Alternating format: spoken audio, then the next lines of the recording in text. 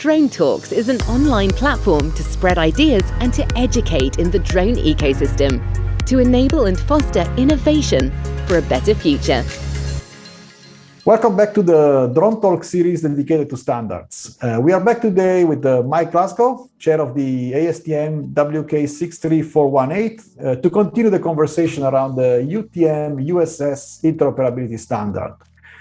Before we dive into other services defining the standard, Mike, could you give us a quick update on the status of the two key standards, the remote identification and the UTM USS Interoperability? Sure, happy to do that, Lorenzo, and it's nice to be back to finish this the long interview series.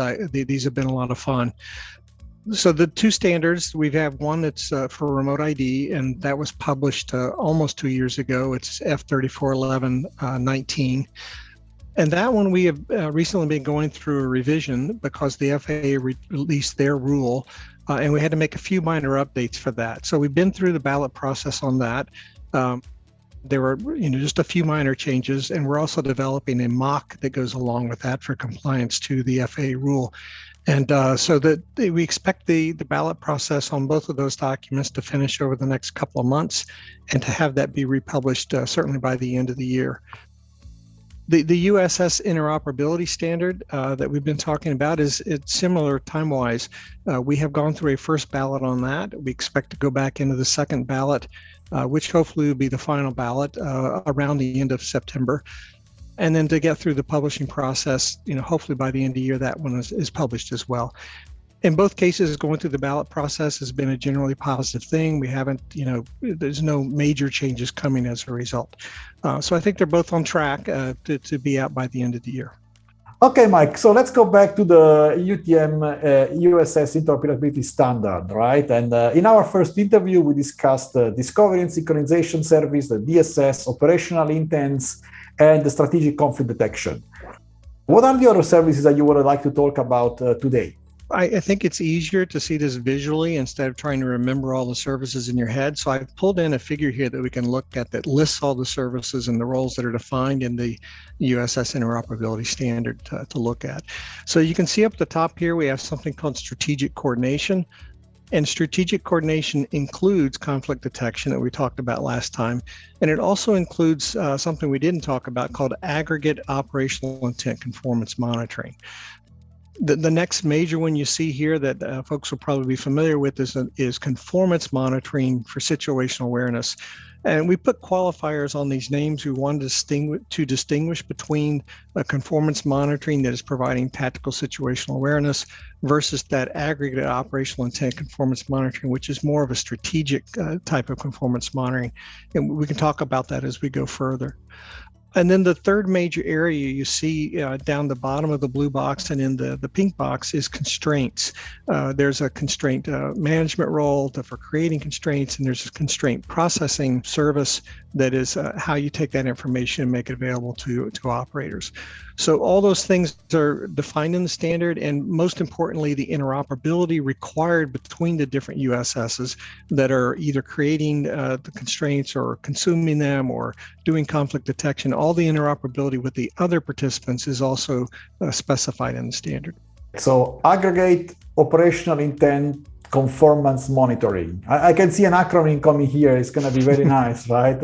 But sorry, it's not intuitively obvious what that is. Like, can you describe this for us? Some of these, I tell you, names are one of the trickiest things to deal with when you're writing a standard that hopefully people are going to be looking at for the next 20, 30 years. How you name it is a lot of pressure. So aggregate operational intent conformance monitoring goes back to some of our discussion about operational intents and about the performance-based sizing of those operational intents to support strategic conflict detection, and specifically to achieve a target level of safety as a result of using that service. We have requirements in the standard that the operational intents must conform to their that the UAS must conform to their operational intents a certain percentage of the time. And right now, the value we're working with is 95%. And there are some other requirements in there that deal with things like the number of excursions you can have per flight hour from the operational intent. And again, all those are conceived and were developed to support a particular target level of safety. So, so the result is that if the operational intents are built such that you are in fact conforming at the right rate, then you can meet that target level of safety that we're trying to support. But if you're not conforming to your operational intents consistently at that rate, then the benefit of the service is degraded. So the idea here is not to look at individual flights in a tactical sense and say, hey, you're out of conformance right now. The intent is to look at an operator's flights over a period of time, perhaps daily, perhaps some minimum number of aggregate flight hours, and to look at holistically all of their operational intents and basically say, are you consistently meeting the conformance requirements? Or are you consistently not meeting them? Maybe you're hitting 90% conformance instead of 95. And if that's happening, that we're not going to meet the overall safety objective that we're trying to meet. So the service, this service is basically looking retroactively over flights over a period of time, and in the whole saying, yes, you are meeting the requirements or you're not. And if you're not, it generates alerts and sends those to the operator, and then they would have to take corrective action to deal with the situation. The corrective action might be that they need to make their operational intents a little bit bigger. Maybe they're working with their USS, but perhaps they're just not being made quite big enough, and that needs to be adjusted. But it might be something else. It could be that there's something going on in the operator's operational environment with a particular pilot or something where they're missing that conformance requirement. So they would need to take steps to address that as well. It seems to me that regulators might pitch into this, like you speak about target level of safety, percentage of the time under which this conformance is expected. Is the standard dealing with this aspect as well, or how does it take into account? In a couple of ways. So we're going to talk, I would imagine, in a little bit about the safety case a little bit more. But the main thing we try to do here is in writing standards is we have to stay away from the regulatory aspect of things. Our goal in general is to give regulators a toolbox to meet whatever the regulatory objectives are that they have.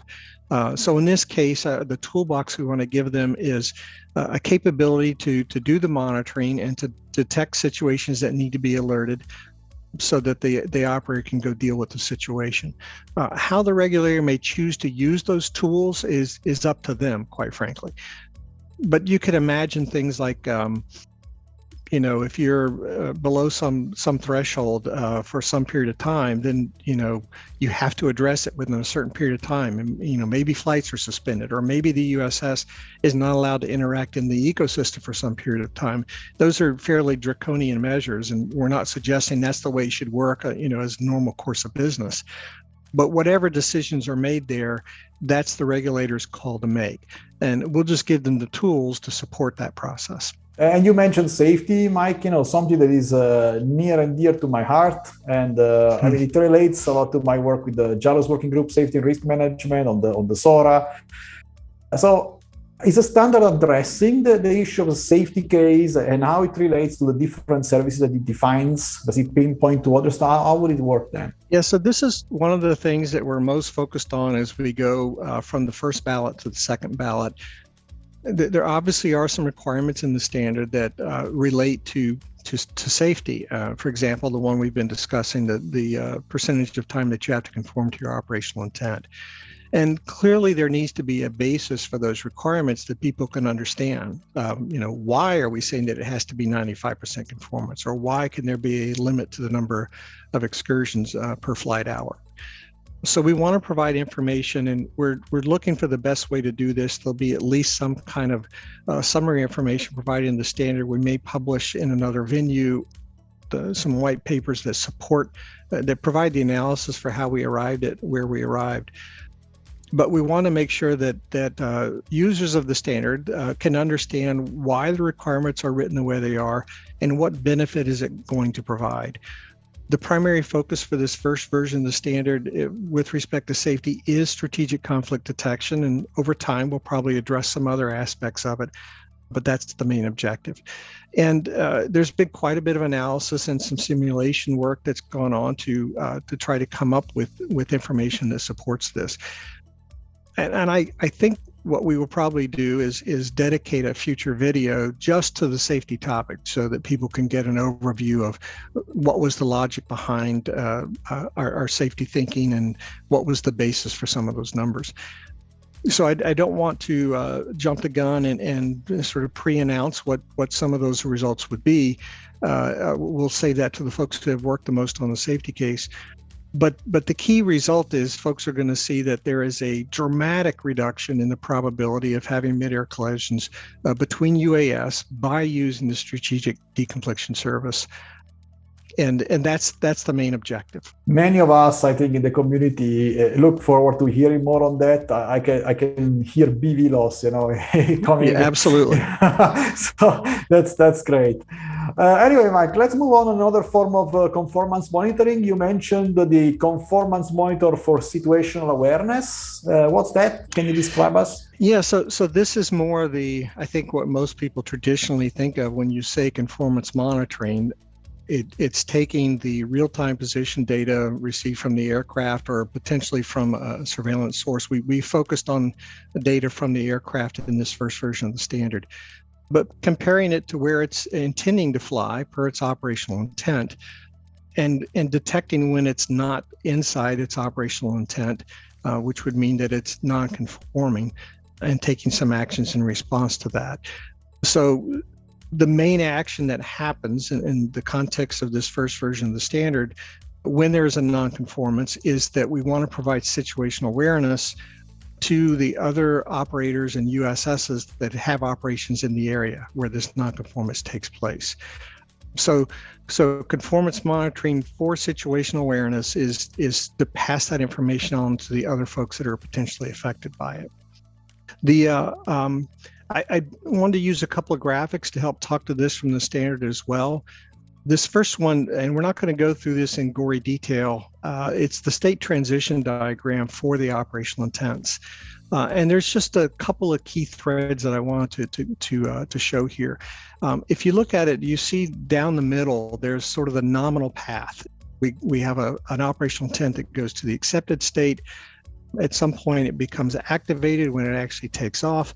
And as long as it stays in conformance to its operational intent, doesn't go out, it eventually just transitions to the ended state. And that's a perfectly nominal flight. Accepted, activated, fly according to your operational intent, and then you end the flight. But off of that activated state, there's a couple of things that can happen. You can go outside of your operational intent, and that puts you into non-conforming. Most of the time, you would be able to recover from that. But in certain circumstances where perhaps control has been lost of the UAS, you may wind up going to the contingent state. So in non-conforming, you can come back to activated, and in contingent, you cannot. Contingent has to lead to the termination of the flight. Pause for just a second here about going to non-conforming and talk about this, because when you say something like a flight must conform 95% of the time to its operational intent, I think what most people immediately start to think of, or what many people start to think of, is that, wait a minute, are you saying that 5% of the time they can just fly wherever they want? And the answer is no. You can think of there being sort of a graduated notion of nonconformance, where most nonconformances are going to be very minor. The guys that worked our safety case had the analogy of when they design roads, they put rumble strips on the edges of them, and if you hit the rumble strip, that's kind of a flag to the driver, get back in your lane. Most nonconformances are going to be like hitting the rumble strip. You're not just flying wherever you want for 5% of the time. You hit the rumble strip, you immediately correct, you get back in, and everything's good. And in most of those cases, by the time you've detected that you hit the rumble strip and that you're slightly out, by the time you've already corrected and you're back in before you could even notify other people about it. Then there's going to be sort of the next graduated level of nonconformance where maybe you're really blown off course and it's going to take you 10 seconds or something to get back in. And so that will be less frequent, will happen sometimes. And then there's the worst case where something's really gone wrong. So your nonconformance, you're probably not going to be able to recover from it. And it's really a prelude to that contingent state where you're not going to be able to recover. So we have a capability, if folks were looking closely at this diagram, they'll see that there's a timeout on nonconforming where you go to contingent. And I think that is set as something like 30 seconds. And the intent there isn't for that to be the primary mechanism to get to contingency. The primary mechanism should be that the UAS and or the operator knows that something is wrong, and they manually trigger going to contingency as quick as they know about it. That 30-second timeout is simply a backstop, like in baseball, to make sure that if for some reason that detection wasn't made and proactively the flight wasn't taken to the contingency state quickly, there's a backstop that will get it to that contingency state eventually. So again, it's just important to understand that there's gradations of nonconformance. Most of them are going to be minor with an immediate correction. And we handle all three of those situations that I outlined through the same set of states. Okay, so that's the state diagram. And then I've got three diagrams here just to illustrate the different cases. One that's nominal, one that goes to non-conforming, and one that goes to contingent. So in this first one, we have two operational intents, A and B here, and you can see the operational intent volumes are drawn around the desired flight path down the middle. And in this case, the flights are perfectly conforming throughout the flight. They never go outside their operational intents. And that's the nominal path that we talked about. They are accepted, they're activated, they fly in conformance the whole time, and they end their flight. So that's a real simple case. This next graphic goes to the non-conforming case. And this would be, either the rumble strip version or one that's maybe a few seconds longer. And you can see what happens is the flight on the left, as it's going about halfway through its second 4D volume in its operational intent, it goes off course. And most like this is caused by wind. And so what happens is in step one, you see there, the USS is monitoring the position data against the operational intent, and it sees that, you've gone outside of your operational intent. You've now gone into that non-conforming state. And so what has to happen at that point, what the standard requires, is that the operator in the USS must update the operational intent with additional volumes or expanded volumes that encompass the anticipated area and time of nonconformance. So in this case, you can see with that projected orange path there that it's going to, round the curve a little bit, but then head right back into its operational intent and correct the situation. And the orange box is a bounding area that bounds that time and location where it's going to be out of conformance. That update to the operational intent is the trigger for all the notification, that situational awareness that we want to provide to the other operators in the area. So if you look at the figure there, you can see the orange box intersects part of the operational intent for operational intent B, someone else who happens to be flying in the same area. And that intersection is what triggers the notification. The owner of operational intent A is notified, hey, you're affecting somebody else. And so the details of this modified operational intent with the expanded volume are provided to the other USS and to that operator so they can know about the situation and potentially take some evasive action if they need to. And then step 3, the aircraft is entered back into conformance to its original operational intent. So at that point, we can drop the expanded operational intent, the orange box, and we're just back to normal now. And we also would do notifications at that point so that the other operators know that there's no longer an issue. One thing I forgot to mention here in step 2, when we do that notification, one of the things that those other USSs can do is request position data for the non-conforming aircraft. So normally we're not pushing that position data all the time to the other USSs, but in the case of an off-nominal, that's an occasion where having that information can be useful, potentially to do some maneuvering to avoid the aircraft. Now, the third diagram is what happens if I go into contingency. So it starts off just like the one we just covered. You can see it goes out of conformance in the second 4D volume. And the first thing that would happen there is we would detect nonconformance, and the USS would be expected to update the operational intent to show where it's out of conformance. But something more is wrong in this case. So you see that the red, the aircraft is just continuing, and it's not going to be able to come back to conformance. So this is a contingency situation. And again, the ideal here is that we're not going to wait 30 seconds to communicate that. The USS and the operator should recognize that situation quickly and should quickly advance their operational intent to the contingent state. Once that's done, though, the basic mechanism is very much the same. We need to update the operational intent to show to other operators what the anticipated area and time frame for contingency in this case is, and that's represented by this large red circle. So, perhaps that represents the range of the aircraft. So that information is added to the operational intent. Through the DSS, we're able to determine who are the affected other operations, so that we can then do that notification to each one of them, say, hey, my flight has gone non-conformant, or it's gone contingent, and it intersects your operational intent, so here are the details. And then once again, those other operational intents have the ability at that point to request the position information for the contingent flight. The position information may not always be available. It depends on the nature of what's gone wrong with that aircraft. You might, for example, have a lost link situation where you don't even have the position data. But to the extent that it's available, they can request it and have that information. So it's actually a fairly straightforward process. If you think back over this whole thread, the net is that through the conformance monitoring function, we have the ability to detect when an aircraft is outside of its operational intent.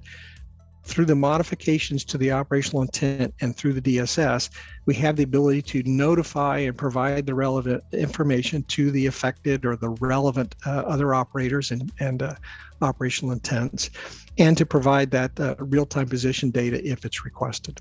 Thank you very much, because I think this is getting really exciting. To be honest, it is also somehow straightforward, I think. But there is one thing that really stood out to me in all what you described, is that is this notion that you only provide the position information of the aircraft in an off-nominal situation and only if requested. So that seems to me like a paradigm shift, and it's a significantly different model than, for example, the traffic information service that here in Europe we have seen in the U-Space regulation, and in general to what we are used to see. Could you comment on that? What brought you guys to this decision? This is actually one of the most interesting topics of discussion, for me at least, that we've had over the past couple of years. And I was hoping we get into this, so again, I've got some slides to illustrate this. And I guess the key point, though, is sort of a lead-in thesis, is that it's actually quite difficult for most people to use a situation display. The air traffic controllers are, of course, very familiar with them, and they have extensive training and knowledge about how to use that information. But most or a great percentage of the folks who are coming into the aviation community for drones don't have that kind of background. And I would assert, and we'll try to provide some examples here, that it's hard to use that information effectively outside of off-nominal cases. And so let me try to make that case. I've got a set of 4 slides here. And this first one, my pronunciation would be terrible, but this is in the Loire Valley, the French wine country. And we picked a spot here where we depicted 4 UAS on a situation display. And we want to look at that and see, what can you conclude from looking at this information? So in this case, you see that we've got a red UAS in the lower left-hand corner. And they're all kind of headed towards a convergence in the middle of this picture. There's a magenta one going across the bridge. There's a purple one that's coming from the northeast, and there's a yellow one that is coming from the northwest of this figure. And the question I would ask when you're looking at this figure is, what can you conclude about this situation? And can you determine whether or not there's a problem and that something needs to be done?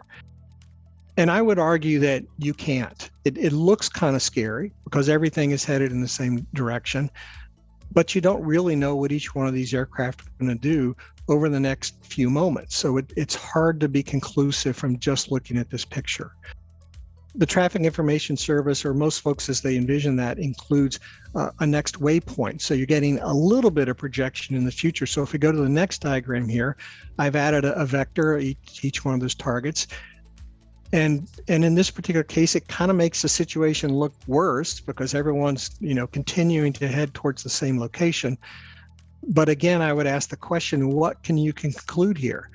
And again, I would assert you really can't conclude much because you still don't have the complete picture of what's going on.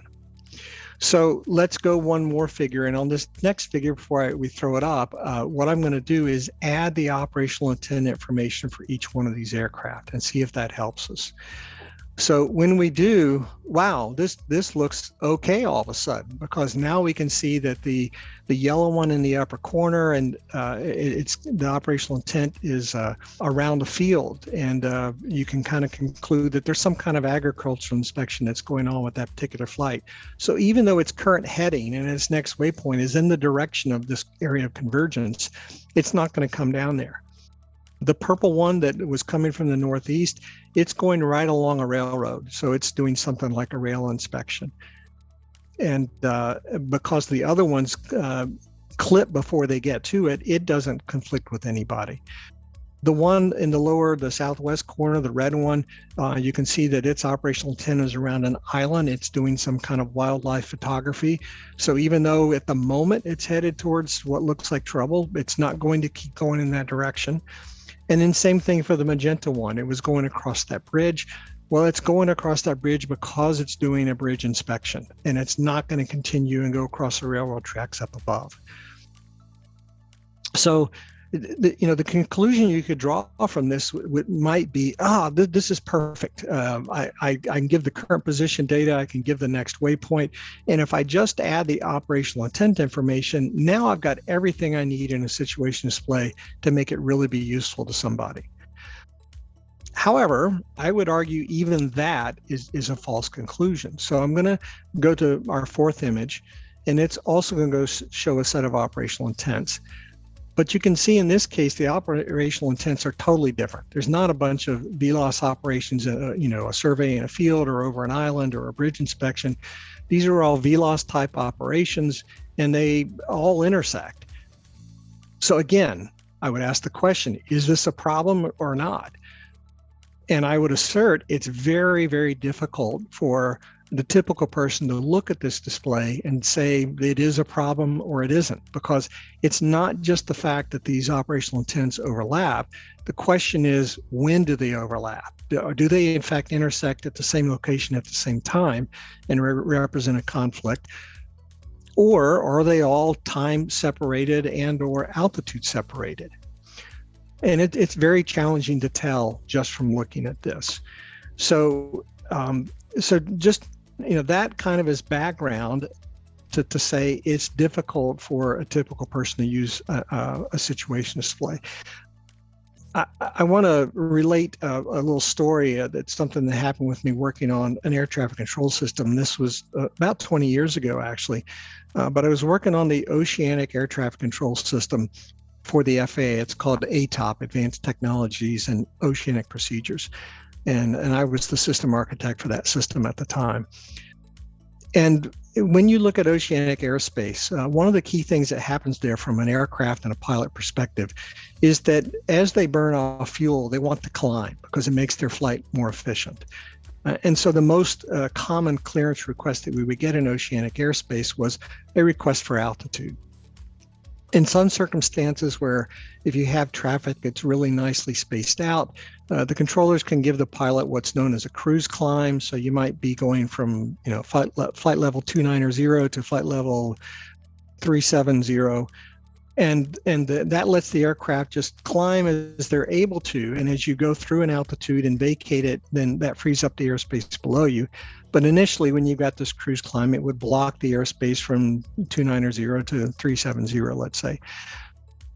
But the problem is you can't always grant a cruise climb because there is other traffic in the area. And sometimes an aircraft could get sort of stuck under another aircraft. And so they call it plowing air, and they really want to get out from under this guy.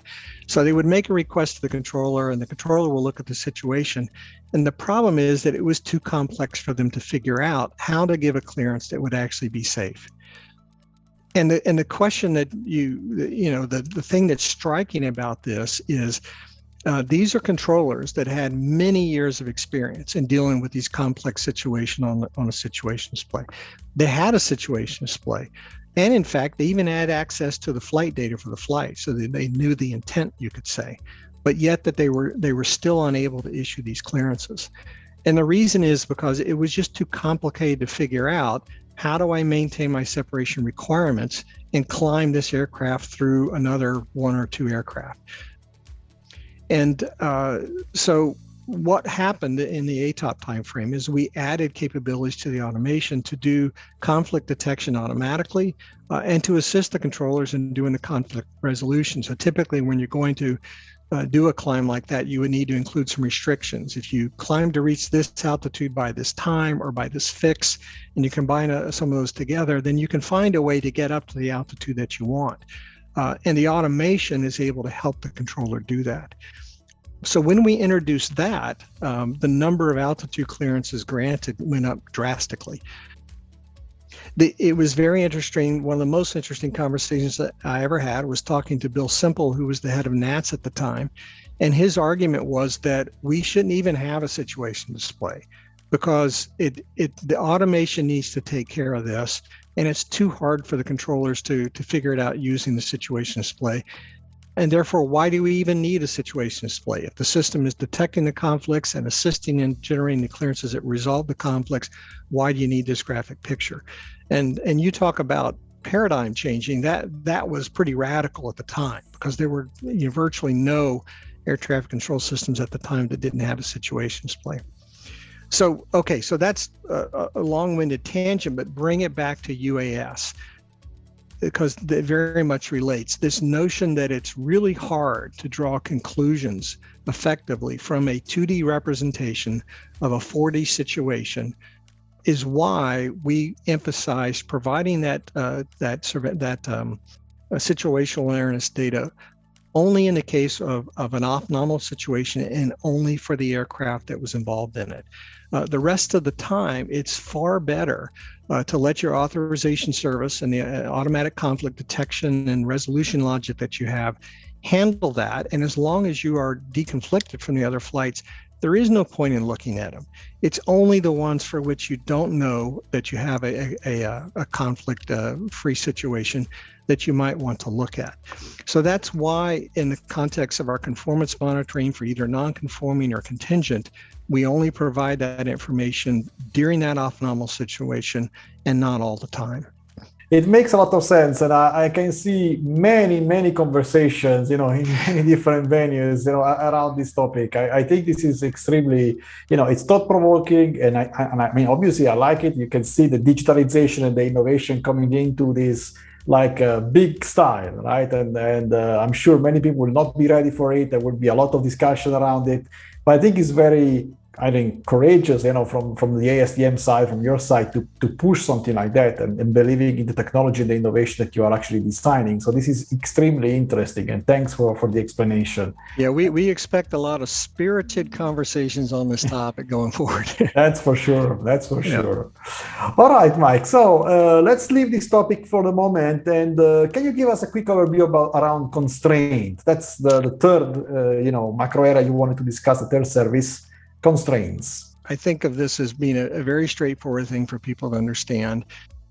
Constraints that word was chosen because we wanted a very generic word to encapsulate the notion of providing information to operators. And there's a variety of types of information that could encompass. It could be something like an airspace restriction. It could be just information in some area. Maybe there's a degradation to a particular communication service provider or something like that. So it's a very broad concept that can accommodate a range of types of information. But the key thing about this information is that it's tied to a particular area, volume of airspace, and that it has temporal aspects to it. It has some time period when it's in effect and then goes away. In the standard, we defined two roles that a USS can provide, and a USS could do both. But one of them is the constraint management role, and one is the constraint processing role. And the idea of constraint management is that this is software that allows someone who's authorized to create constraints to logically to draw them and to supply the timing and the other metadata associated with that constraint, and then inject it into the UTM ecosystem or into USpace, so that operators and through other USSs or USSPs can be made aware of them. And so if you think about constraint management conceptually, you can kind of imagine you probably have some kind of a user interface that allows somebody to draw where it is, to specify the vertical extents, to provide the timing information, and then some range of metadata that goes along with it to characterize the information. And then on the constraint processing side, this is kind of like it's not unlike when you're doing flight planning. You need to be aware of other operational intents in the area. You just need to be aware of these constraints in the area as well, and it's additional information that can be provided to the operator and be factored into their planning process. The underlying construct that we used for constraints is exactly the same as what we use for operational intents. It's a set of one or more 4D volumes. So sometimes it can be real simple, just one area, just one polygon. If it happens to be something that is moving, let's say like, maybe it's I kind of think of a moving TFR. They're not TFRs, but the same idea of a moving TFR, where you've got something that is moving through airspace. You could have a sequence of volumes that have time that aligns with when this phenomenon moves through the air. They are posted to the DSS just like operational intents.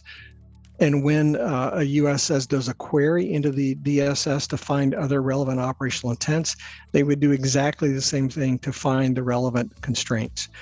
And some of the other mechanisms that we have built in, so for example, if we talked just a moment ago about a non-conforming or a contingent aircraft, when we detect that the modified operational intent now intersects some other operational intent, we have mechanisms to push that information to the affected USS so that the operator is aware.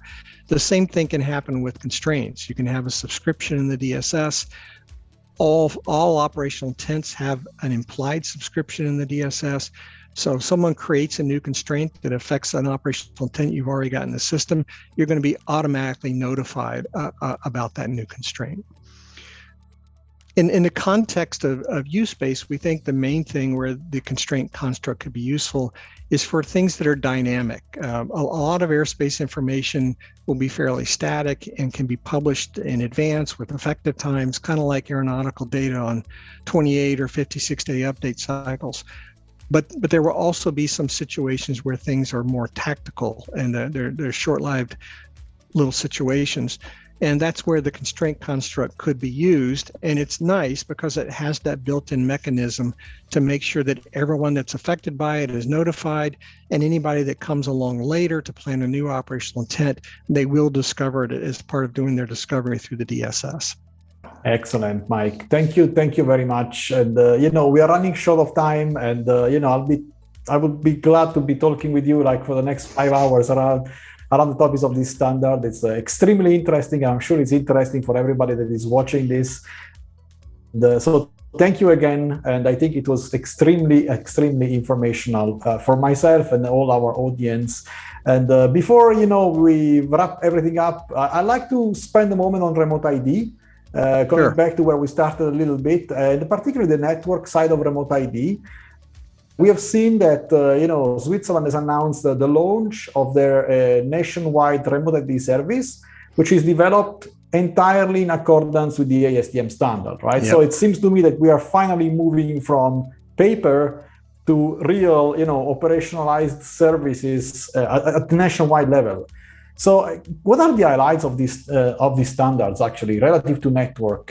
What can you tell us? It's really exciting to see what's happening in Switzerland, and we've been doing a lot of demonstrations and fairly substantial demonstrations over the recent few years, where we would get several USS or USSP implementers together, a half a dozen, 8, something like that, and demonstrate the system. And to see all that work now culminating in a live operation in the case of Switzerland is extremely exciting to see that happen. I've brought along here the figure from the ASTM Remote ID standard, and we can use that to quickly give you an overview of the highlights of the Remote ID service. In this particular figure, you can see that that standard encompasses both the broadcast form of Remote ID as well as the network form. So the broadcast is at the top. We won't spend much time talking about that at all. I mean, it's fairly straightforward. There's equipment on the aircraft. It knows its ID, its location. It's broadcasting out through a signal, and people that are in the vicinity of the range of that signal can pick it up and display it. So broadcast is very straightforward to understand. Network is shown on the lower half of the diagram, and it would really be appropriate to think of network remote ID as another UTM or U-Space related service. We defined two roles for USSs in the context of network remote ID, and you can see on the left there we have something called a NetRID service provider, and that is the role where you're talking to the aircraft and you're receiving the position information and the identification information. And then on the right, we have another role called the NetRID display provider. And the purpose of this role is to talk to the consumers of the information, the apps that law enforcement or just an average citizen is using. And they see something up in the sky, they pull out their app, they say, I'm here, I want to see what this is. And so the display providers service those apps so that people can see the information. And the basic way this works is very straightforward. When a user on an app comes in and says, I would like to see the aircraft in my area, that geographic area is provided to the display provider. The display provider is going to use the DSS that we talked about last time, and it's going to do a query. It's going to take that area of interest to the end user, and it's going to go to the DS and say, who has flights in this area that I can get remote ID information for?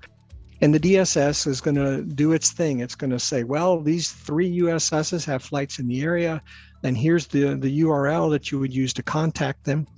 And then that display provider uses the standardized APIs that are defined in the standard to go contact those service providers to get the information. And so it calls each one of them, it gets the data, it aggregates it back together when it receives all of it, and then it hands it to the display app. And now that user has a picture of what's flying around up in the air. So very straightforward. There are some, relative benefits for both techniques, whether you're using broadcast or network. Obviously, if you're in a remote area, it would be difficult to use network because you may not have access to the network, and you may have to rely on broadcast in order to be able to identify an aircraft. But in a lot of cases, and a lot of use cases for drones tend to be in population center areas.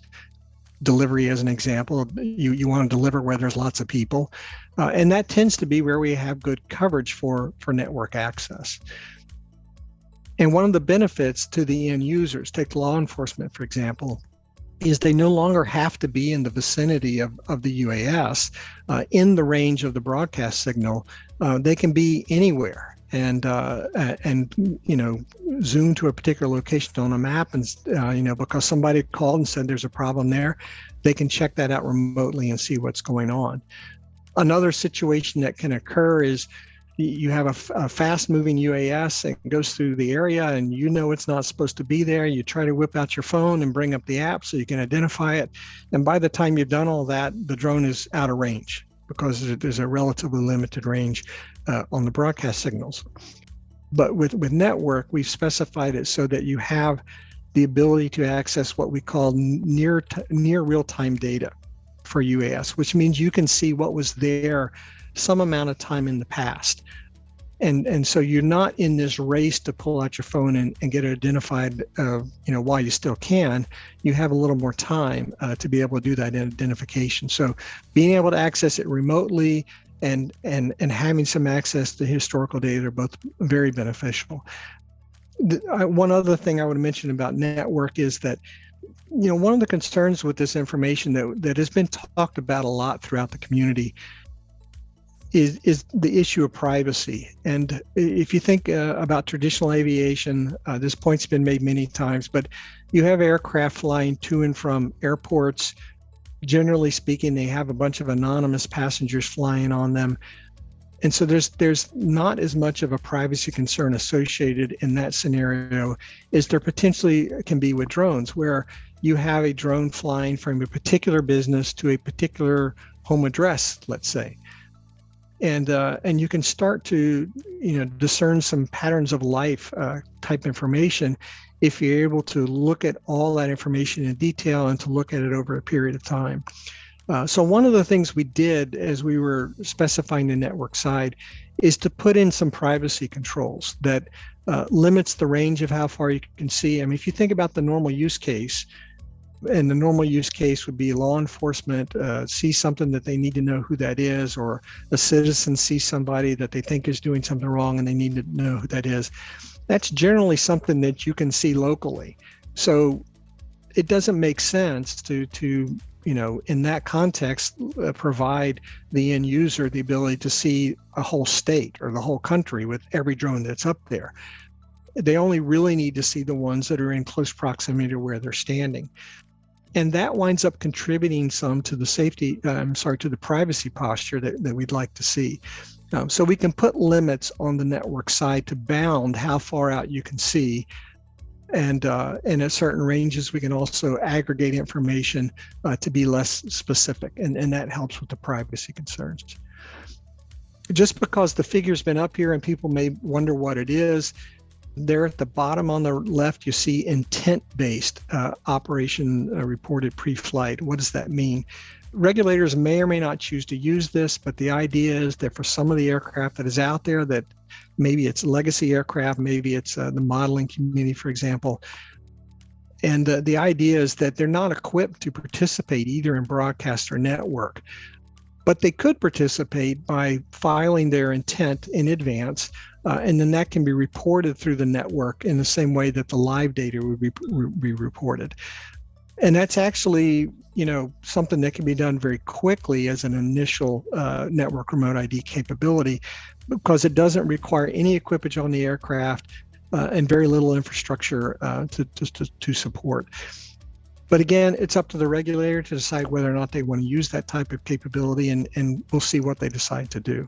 No, Mike, thank you very much. I think it was very, very good as well. And I like the fact that you mentioned that network remote ID, it's nothing else than another UTM service at the end of the day. Yeah. Like, we can try to categorize it in a different way, but fundamentally, as far as at least the ASTM standard is concerned, it's just another block, that is on top of the DSS paradigm that we discussed last time, and and all the services associated with that. So that's very interesting, again, to see how the notion of building upon technology and standards is applied here very, very clearly, right? We're not reinventing the wheel. We're not creating new systems where there are no need to do that. So that's very, very good. Interesting. It's a good point that you brought up, Lorenzo. And we've stressed this in a couple of the other videos, but it's worth mentioning here as well. When we developed the DSS concept, we actually brought the two standards groups together, the one that was doing remote ID and the one that was doing the USS interoperability, for exactly the reason you said. This should be a common service that can be used across multiple UTM services, as opposed to coming up with a totally different paradigm as we do each new service. That was very deliberate, very much the intent, and I was glad to hear you note that. It's sinking in with everybody that we did that deliberately. All right, Mike. I think we are really out of time, but we couldn't resist to speak a little bit about network as well, and in the moment. So thank you again very, very much, Mike, for your time. I think this 2-video series will be extremely informative for everybody interested in UTM, U-Space. So thank you again for your time. Enjoyed it very much. Thanks, Lorenzo. Brought to you by DroneTalks Online, a platform designed to spread ideas and educate in the drone ecosystem. Search for DroneTalks.online to hear from more of our industry leaders and to find out how you can get involved.